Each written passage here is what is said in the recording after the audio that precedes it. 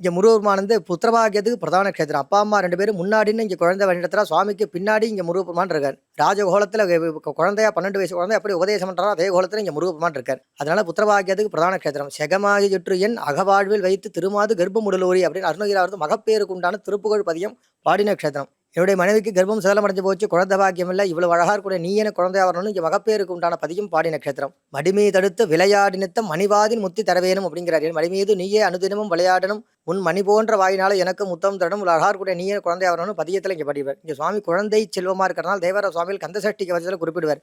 என்றென யாழும் ஏரகச் செல்வ, நம் எல்லாரையும் ஆளக்கூடிய செல்வனாக ஏரகச் செல்வ மைந்தன் வேண்டும் வரமகுந்த. மைந்தன்னா குழந்தை பாக்கியத்துக்கு பிரதான க்ஷேத்திரமா இங்கே தேவராய சுவாமியில் கந்தசட்டி வச்சதில் குறிப்பிட்டிருப்பார். இந்த ஆலயத்தில் முதல்ல நக்கீரர் திருமுருகாற்றுப்படை பாடின க்ஷேத்திரம். திரு ஏரகம் என்பது அந்தனர் வாழும் இடம்னு குறிப்பிடுறார். 7 அக்ரஹாரம் இருந்த முதல் க்ஷேத்திரம். இங்கே அந்தனர்கள்லாம் இங்கே சுவாமி எப்படி வழிபட சிவபெருமான்ட்ட பஞ்சாட்சரம் 5 எழுத்து மந்திரத்தையும், அம்பாள்கிட்ட நவாட்சரம் 9 எழுத்து மந்திரம், முருகன்ட்ட சடாட்சரம் 6 எழுத்து மந்திரம்னு சொல்லி வழிபட்டிருக்கா. இங்கே முருகப்பெருமானுக்கு பார்த்தீங்கன்னா சுவாமி குழந்தை செல்வமாக இருக்கார். கல்யாண வயசு வரும்போது தான் ஒரு பையனுக்கு சிரஞ்சீவி திருநறை செல்வங்கிற பட்டம் கொடுப்பா. இங்கே முருகப்பெருமான் குழந்தையா இருந்தால் குமாரன் செல்வன்கிற பட்டம் தான் கொடுப்பா. அதனால் இங்கே முருகப்பெருமானுக்கு குழந்தையா இருக்கிறதுனால குமாராய நம அப்படிங்கிற 6 எழுத்து சொல்லி அந்தணர்கள் இங்கே வழிபட்டதாக புராணம். நக்கீரர் திருமுருகாற்றுப்படையில் கொடுப்பார். இந்த 6 எழுத்து மந்திரத்தையும் சொல்லி வழிபட்டு முருகப்பெருமான் இங்கே சந்தோஷமா ஏரகத்தில் அமர்ந்திருக்கார் அப்படின்னு ஏரகத்து உரைதலும் உரியனதான் என்று அப்படின்னு நக்கீரர் திருமுருகாற்றுப்படையில் பதியமாக பாடியிருப்பார்.